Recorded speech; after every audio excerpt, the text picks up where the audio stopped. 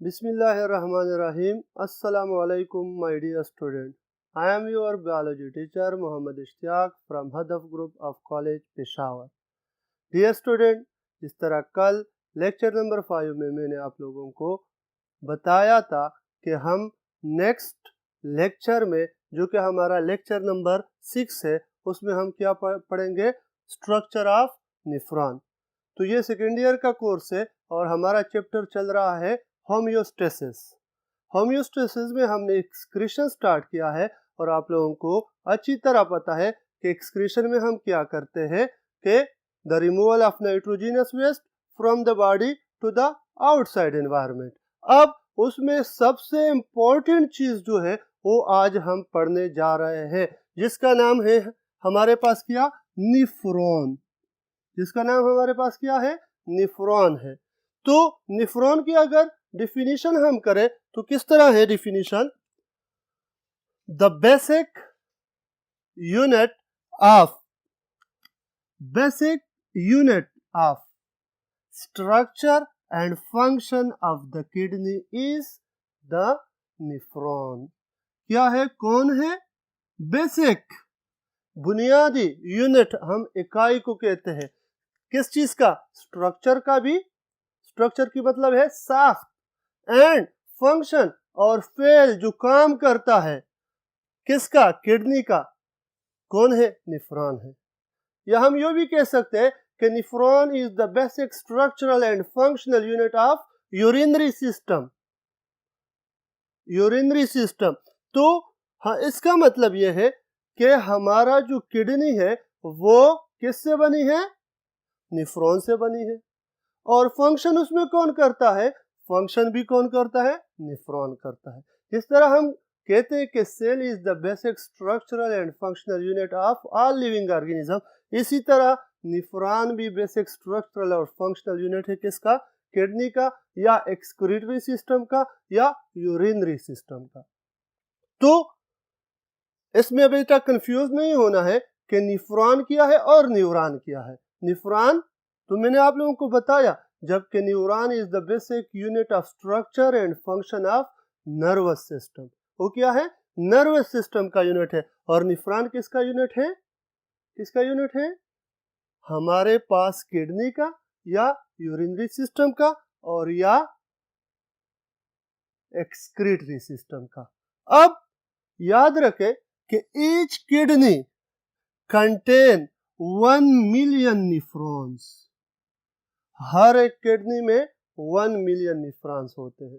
अब कभी कभी ईटा में आ जाते हैं एमसीक्यूज कि ईच किडनी कंटेन डैश निफ्रॉन, तो उसमें तो 1 मिलियन आता है। लेकिन कभी कभी उसमें थोड़ा बहुत चेंज कर लेते हैं तो उसमें आ जाता है human kidneys contain dash neurons. तो ऑप्शन ए में लिखा होता है 1 मिलियन निफ्रॉन, तो आप लोग फौरन हो जाते हैं कि 1 मिलियन ही बुक में लिखा है। लेकिन वहां पे आप लोगों उसका स्टेटमेंट सही पढ़े, उसमें लिखा होता है ह्यूमन किडनीज। दोनों किडनी में फिर कितने हो जाएंगे, बोथ किडनी, बोथ किडनीज में हमारे पास कितने हो जाएंगे, 2 मिलियन निफ्रॉन। ये बेटा याद रखे कि अगर दोनों किडनी का कहा जाए तो उसमें फिर एक किडनी में 1 मिलियन, तो दो किडनी में कितने हो जाएंगे, 2 मिलियन निफ्रॉन। और निफ्रॉन का हमने ये भी कहा कि बेसिक स्ट्रक्चरल और फंक्शनल यूनिट भी है। अब निफ्रॉन किस चीज से बना है, निफ्रॉन इज कंपोज्ड ऑफ दो इंपॉर्टेंट चीजें हैं। The first one is known as renal corpuscle. Renal means kidney, medical word में किडनी को हम रीनल कहते हैं। अब एक हो गया renal corpuscle, and the second one is known as renal tubules. ये ट्यूबुलर सिस्टम है, ये कार्पसल और ये tubule, renal corpuscle and renal tubule. अब रीनल कार्पसल अगेन डिवाइड हुआ है किसमें, ग्लोमेरुलस में और बुमेन कैप्सूल में। यह रीनल कार्पसल इन दो चीजों से बना है, जबकि रीनल ट्यूब्यूल्स बना है किससे, proximal convoluted tubule, loop of Henle's, distal convoluted tubule and collecting ducts है। तो let's move toward the next boot ताकि हम देखें कि रीनल कार्पसल क्या है, किस तरह फंक्शन करते हैं और इसका स्ट्रक्चर क्या है।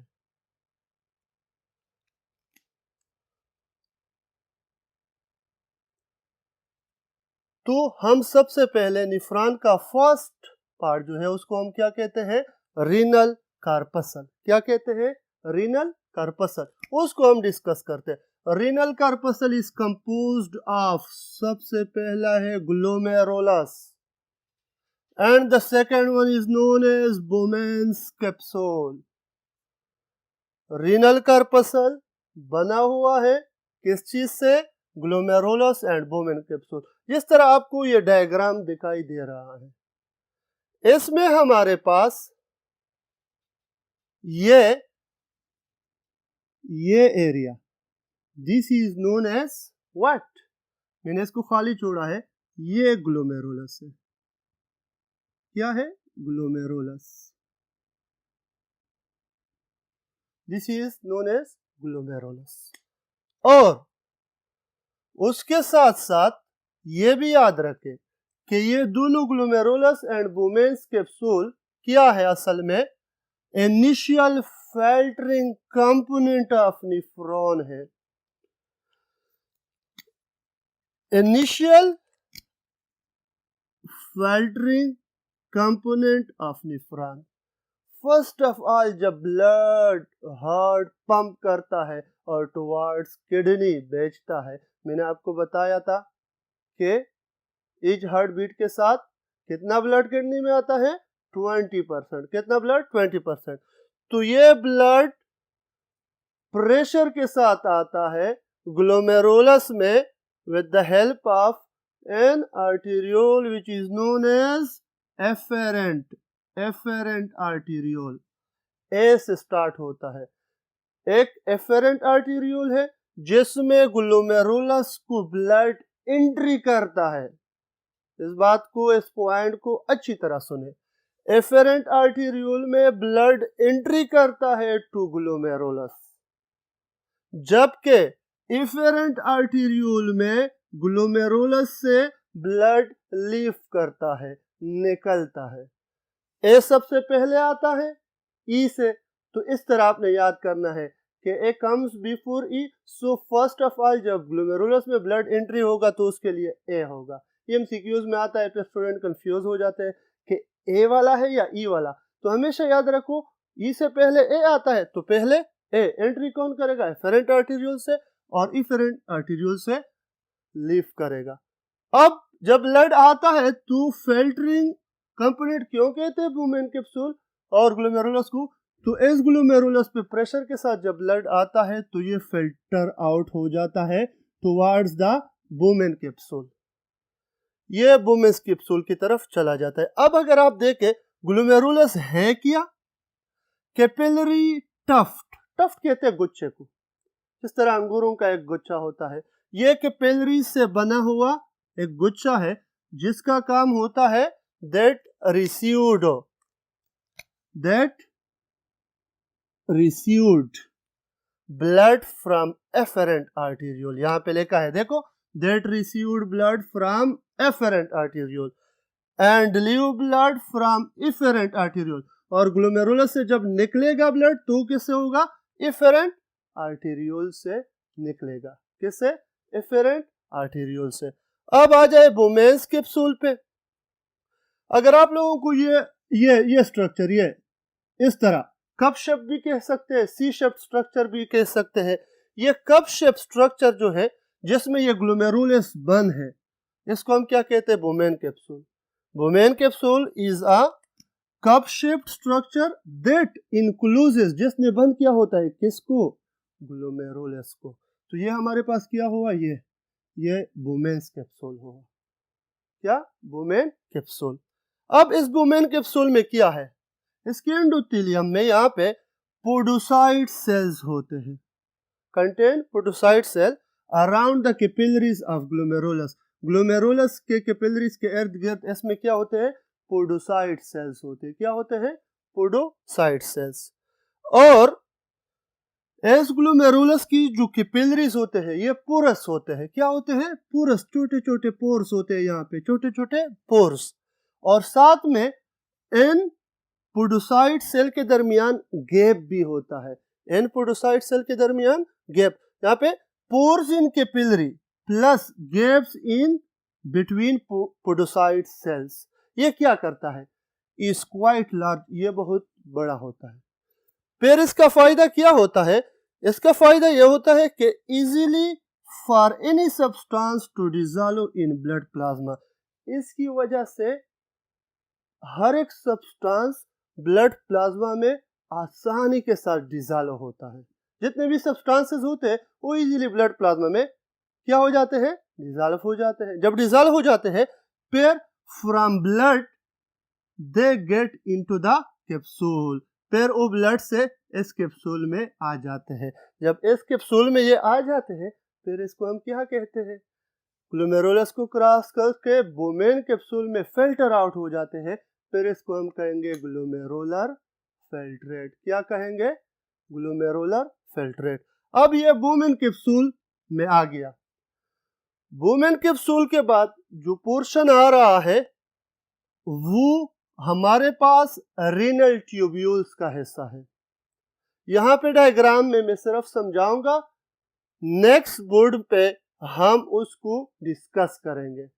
अब यहां से स्टार्ट हो जाता है प्रॉक्सिमल कन्वोल्यूटेड ट्यूब्यूल। पीसीटी मैंने लिखा है, का मतलब क्या है? Proximal convoluted tubule. Proximal side पे होता है ये कन्वोल्यूटेड ट्यूब्यूल्स। ये नीचे आके देखो, नीचे आके यू शेप स्ट्रक्चर बनाता है जिसको हम कहते हैं लोप ऑफ हेनल या हेनल्स लोप। अब इस लूप ऑफ हेनल को जो ऊपर से नीचे आ रहा है इस एरिया को क्या कहेंगे? Descending limb. Descending limb. और जो ऊपर नीचे से ऊपर जा रहा है, जो नीचे से ऊपर जा रहा है इसको कहते हैं असेंडिंग लिम्ब। यहाँ पे वाटर रीअब्जॉर्प्शन होता है और असेंडिंग लिम्ब में मिनरल या साल्ट रीअब्जॉर्प्शन होता है। ये पॉइंट याद रखें, जब हम फंक्शन ऑफ नेफ्रॉन पढ़ेंगे या यूरिन फॉर्मेशन पढ़ेंगे या what is the function of excretory system पढ़ेंगे, फिर उसमें आपको ये पॉइंट दोबारा आएगी। तो अब इसे इसको याद रखें। फिर ये ऊपर चला जाता है और यहाँ पे डिस्टल कन्वोल्यूटेड ट्यूब्यूल्स होते हैं। DCT means distal convoluted tubules. ये डिस्टल पोर्शन पे होता है और उसके बाद कलेक्टिंग डक्ट स्टार्ट होते हैं। क्या स्टार्ट हो जाते हैं? Collecting duct. कलेक्टिंग डक्ट फिर यूरिन को कहाँ पे लेकर आ जाते हैं? पेल्विस में।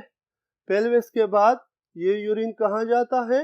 यूरेटर के जरिए यूरिनरी ब्लैडर में, फिर उसके बाद यूरेथ्रा के जरिए आउट हो जाते हैं। यहाँ पे एक पेरिट्यूबुलर कैपिलरीज यहाँ पे मौजूद होते हैं और ये वाजा रेक्टा जो लूप ऑफ हेनल के साथ यू शेप स्ट्रक्चर, यहाँ पे ये चीजें नीचे आती है और ये ऊपर। इसको कहते हैं काउंटर करंट मल्टीप्लायर सिस्टम। इसको भी हम कब पढ़ेंगे? जब फंक्शन ऑफ नेफ्रॉन पढ़ेंगे। तो ये हमारे पास क्या हो गया? नेफ्रॉन का स्ट्रक्चर हो गया। सबसे पहले कौन आता है? ग्लोमेरुलस। फिर ग्लोमेरुलस में दो आर्टेरियोल्स, एक एफेरेंट आर्टेरियोल, एक इफेरेंट आर्टेरियोल। दूसरा है हमारे पास बोमेन कैप्सूल। क्या? Bowman's capsule. क्या? ये। और हमारे पास जो थर्ड वन है जो रीनल ट्यूब्यूल्स में आता है उसको कहते हैं प्रॉक्सिमल कन्वोल्यूटेड ट्यूब्यूल्स। क्या? प्रॉक्सिमल। ये नाम थोड़े मुश्किल है लेकिन आप इसको याद करेंगे फिर आसान हो जाएगा। और इसकी याद के लिए ये आसान होगी पीसीटी, प्रॉक्सिमल कन्वोल्यूटेड ट्यूब्यूल। फिर लूप ऑफ हेनल या हेनल्स लूप।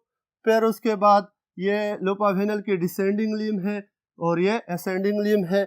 उसके बाद हम चले जाते हैं डीसीटी, डिस्टल कन्वोल्यूटेड ट्यूब्यूल्स की तरफ।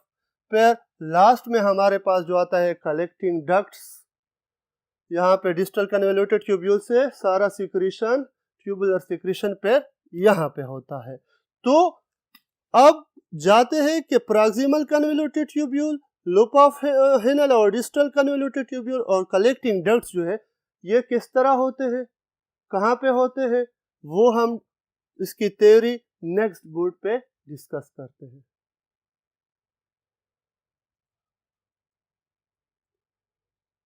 हाँ, तो डियर स्टूडेंट, अब हमारे पास सेकंड पार्ट ऑफ नेफ्रॉन जो है वो क्या है, रीनल ट्यूब्यूल्स। नाम से जाहिर है ये ट्यूबुलर सिस्टम है, ट्यूब्यूल्स है जिसमें ग्लोमेरुलर फिल्ट्रेट बुमेन कैप्सूल को क्रॉस करके आगे जाता है। तो आगे जाते वक्त उसमें रीअब्जॉर्प्शन होती है और आखिरकार सिक्रीशन होती है। तो इसको हम पढ़ेंगे। तो सबसे पहले हमारे पास है वो है प्रॉक्सिमल कन्वोल्यूटेड ट्यूब्यूल्स। क्या? Proximal convoluted tubules. सेकेंड है हमारे पास लूप ऑफ हेनल या हेनल्स लूप भी कहते हैं या हेनलेस लूप भी कहते हैं। और थर्ड वन है हमारे पास डिस्टल कन्वोल्यूटेड ट्यूब्यूल्स और साथ में कलेक्टिंग डक्ट्स लास्ट में। तो सबसे पहले हम आते हैं प्रॉक्सिमल कन्वोल्यूटेड ट्यूब्यूल। जिस तरह हमने उसमें पढ़ा कि जब आप ये यू शेप स्ट्रक्चर पेरियो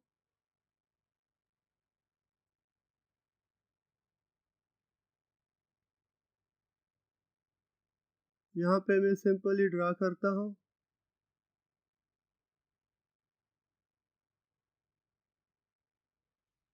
ये फॉर एग्जांपल ये हमारे पास हो गया रीनल कार्पसल यहाँ तक। इसके बाद जो फर्स्ट पार्ट शुरू होगा ये प्रॉक्सिमल कन्वोल्यूटेड ट्यूब्यूल होगा। क्या होगा? Proximal convoluted tubule. अब ये प्रॉक्सिमल कन्वोल्यूटेड ट्यूब्यूल क्या है, कहां से स्टार्ट होता है? Leads from Bowman capsule. ये देखो ये बुमेन कैप्सूल है, यहां से ये लीडिंग करता है, स्टार्ट होता है टू लूप ऑफ हेनल। और कहां पे आ जाता है? यहाँ पे। ये क्या है? U shape structure, loop of Henle पे। कहां पे आ जाता है? लूप ऑफ हेनल पे। और ये भी याद रखे इंपॉर्टेंट एमसीक्यूज के proximal convoluted tubule is the longest part of what? Of nephron. ये लॉन्गेस्ट पार्ट है किसका? नेफ्रॉन का। अंडरस्टैंड? और ये भी याद रखे कि यहाँ पे सबसे ज्यादा रीअब्जॉर्प्शन होती है। जो ग्लोमेरुलर फिल्ट्रेट आता है उसमें से 80% जो रीअब्जॉर्प्शन है वो कहां पे होता है? प्रॉक्सिमल कन्वोल्यूटेड ट्यूब्यूल्स में। अब यहाँ पे क्या होता है?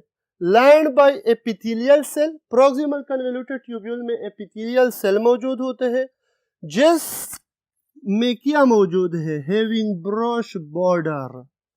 जिसमें क्या होता है? ब्रश बॉर्डर होते हैं। ब्रश बॉर्डर क्या है?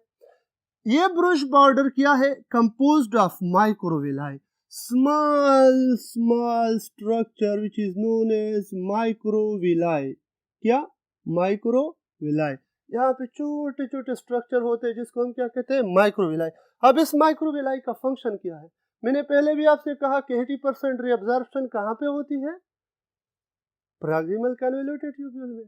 अब ये माइक्रोविलाई करता है increase surface area for reabsorption. ये माइक्रोविलाई प्रॉक्सिमल कन्वोल्यूटेड ट्यूब्यूल का सरफेस एरिया इंक्रीज कर देता है। क्यों इंक्रीज करता है? ताकि ज्यादा से ज्यादा रीअब्जॉर्प्शन पॉसिबल हो सके। तो हमारे पास ये माइक्रोविलाई क्या है? Reabsorption capacity of proximal convoluted tubule increase करता है। So that is about proximal convoluted tubule. Let's come towards the loop of Henle. या Henle's loop long U-shaped tube है। अगर आप इस स्ट्रक्चर को देखें बिल्कुल इसको, तो मैं अगर इसको यहाँ पे निकालूं तो ये U स्ट्रक्चर आ जाता है। तो ये लॉन्ग है और U शेप ट्यूब है, लॉन्ग एंड U शेप। हाँ, मोर प्रोमिनेंट इन जक्स्ट्रामेडुलरी नेफ्रॉन। ये वाज़ेह है किसमें? जक्स्ट्रामेडुलरी नेफ्रॉन में। क्यों?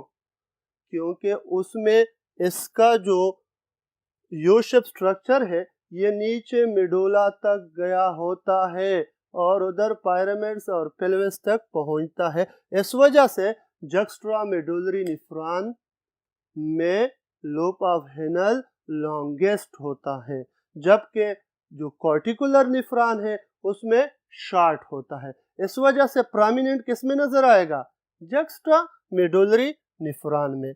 और इसका बेसिक फंक्शन क्या है? जिस तरह मैंने आपको बताया कि जब हम ऊपर से नीचे आते हैं, ऊपर से फॉर एग्जांपल मैथ्स में हम कहते हैं 10, 9, 8, 7, 6 इस तरह, तो ये क्या होगा? डिसेंडिंग होगा। ये इसका है descending limb lobe of Henle का, और ये वाला जब नीचे से ऊपर जाते हैं तो ये होगा इसका असेंडिंग लिम्ब। असेंडिंग लिम्ब ये मेन काम क्या करता है? ये लोब ऑफ हेनल दो फंक्शन करता है। एक तो फिल्टर करता है साल्ट को, सोडियम, मैग्नीशियम एटसेट्रा एटसेट्रा जितने भी ये साल्ट्स है, और दूसरा and maintain balance of water, water balance भी करते हैं। और ये दो फंक्शन कौन करते हैं? एमसीक्यूज में अक्सर आता है कि descending limb of lobe of Henle का फंक्शन क्या है, तो उसमें याद रखें कि यहाँ पे वाटर रीअब्जॉर्प्शन होती है क्योंकि ये वाटर के लिए परमिएबल है, और यहाँ पे साल्ट क्योंकि ये साल्ट्स के लिए क्या है? परमिएबल है। तो ये वाटर एंड साल्ट्स को मेंटेन करता है। क्या करता है? वाटर एंड साल्ट को बैलेंस रखता है ह्यूमन बॉडी में। फॉर एग्जांपल वाटर ज़्यादा है या फॉर एग्जांपल कोई साल्ट ज़्यादा है तो ज़्यादा रीअब्जॉर्प्शन नहीं करेगा, और अगर कम है तो रीअब्जॉर्ब करेगा। नेक्स्ट हमारे पास आता है डिस्टल कन्वोल्यूटेड ट्यूब्यूल्स, या इसको हम क्या कहते हैं? सिंपल ही आप लिख सकते हैं DCT, distal convoluted tubules. Distal convoluted tubule ये most distal part of nephron है। नेफ्रॉन का डिस्टल साइड पे जो है वो पार्ट है सबसे लास्ट में, और ये डिस्टल कन्वोल्यूटेड ट्यूब्यूल कहाँ पे है? ये है डिस्टल कन्वोल्यूटेड ट्यूब्यूल, और ये लीड्स टू कलेक्टिंग डक्ट। ये कहाँ जा रहा है? देखो देखो इसको देखो, ये कहाँ जा रहा है? Leads to collecting ducts. CD means collecting duct, और ये कलेक्टिंग डक्ट्स पर क्या करता है? Collecting duct begins in renal cortex, renal cortex से स्टार्ट होता है। और आप लोगों को पता है कि रीनल कार्टेक्स कौन सा पोर्शन है किडनी का या नेफ्रॉन का? Outer part of kidney. Renal cortex से स्टार्ट हो जाता है and extend deep into medulla, और कहां पहुंच जाता है? नीचे आके मेडुला, और मेडुला के कौन से एरिया में? पेल्विस में, रीनल पेल्विस में। अंडरस्टैंड? क्योंकि इस कलेक्टिंग डक्ट में फिर क्या होता है? सिर्फ और सिर्फ यूरिन रह जाता है, और वो यूरिन को लेके जाता है toward renal pelvis, renal pelvis. अब finally it deliver urine to renal pelvis, फिर ये फाइनली यहां से ये आ जाता है और कहां पे पहुंच जाता है? रीनल पेल्विस में। यूरिन डिलीवर्ड कर देता है रीनल पेल्विस में। वहां से जब ये कहां से चला जाता है? यूरेटर के थ्रू यूरिनरी ब्लैडर में। यूरिनरी ब्लैडर में क्या होता है? स्फिंक्टर मसल्स होते हैं, वो जब रिलैक्स होते हैं तो उसको अलाउ कर देता है टुवर्ड्स द यूरेथ्रा। यूरेथ्रा के जरिए हम पैर रिमूव कर देते हैं इसको। कल मैंने आपको बताया था कि जब प्रीवियस लेक्चर में कि जब व्हाट हैपन, जब एम्प्टी होती है क्या यूरिनरी ब्लैडर, इस फिनोमेना को क्या कहते हैं? क्या कहते हैं? इस फिनोमेना को मिक्टुरेशन कहते हैं। क्या कहते हैं? मिक्टुरेशन, द एक्शन ऑफ यूरिनेटिंग। ठीक है, जब हम यूरिन को खारिज करते हैं इसको क्या कहते हैं? मिक्टुरेशन। मेडिकल वर्ड में इसको क्या कहते हैं? मिक्टुरेशन। तो डियर स्टूडेंट, हमने किडनी का जो स्ट्रक्चर है वो कंप्लीट पढ़ लिया। एक्सटर्नल स्ट्रक्चर भी हमने डिस्कस किया था, अब हमने निफ्रॉन का स्ट्रक्चर पढ़ा। नेक्स्ट लेक्चर जो आएगा वो होगा फंक्शन ऑफ निफ्रॉन। क्या होगा? फंक्शन ऑफ निफ्रॉन, जो बहुत इंपॉर्टेंट है। अगर आप लोग स्ट्रक्चर नहीं सीखते तो आप फंक्शन भी नहीं सीख सकते। तो आज घर में एन डायग्राम्स को अच्छी तरह ड्रा करें ताकि कल का जो लेक्चर है वो आप अच्छी तरह समझ ले। तो स्ट्रक्चर ऑफ निफ्रॉन में, या इसका दूसरा नाम है यूरिन फॉर्मेशन या फंक्शन ऑफ यूरिनरी सिस्टम भी आ सकता है, और ये आएगा लॉन्ग क्वेश्चन में। तो इंशाल्लाह कल हम क्या डिस्कस करेंगे? Structure of nephron. तब तक के लिए अपनी सेहत का खास ख्याल रखें और हमें भी अपने दुआओं में याद रखें। अल्लाह हाफिज़।